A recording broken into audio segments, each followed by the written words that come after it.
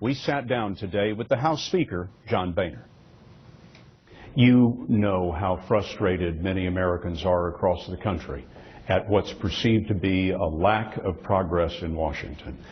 Calibrate for me. How would you characterize the gulf between the White House and the House of Representatives right now? Well, you know, the big problem is this. The president's policies have failed.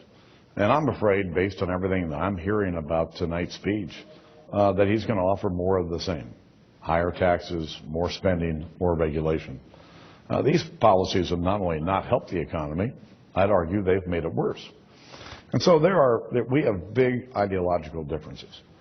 But having said that, the American people expect us to find common ground. To do that, we've reached out to the president. Work with us.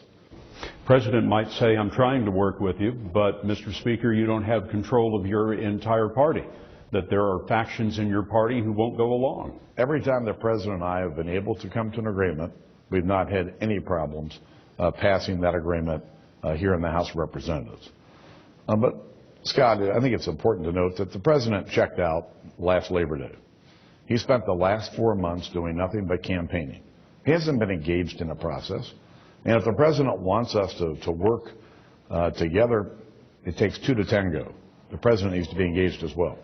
But the president, so much of what the president wants to do in terms of tax policy involves higher taxes on some Americans. Can you compromise on that?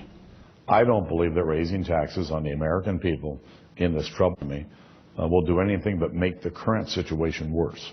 You can't reform the tax code in an election year. Oh, I don't know about that. Do you think you might?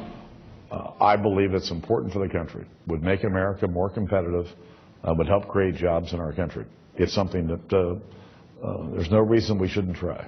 And your message to the president going forward now is what? Just extend somewhat of an olive branch. Let's find some common ground to work together. You're open for business? Always.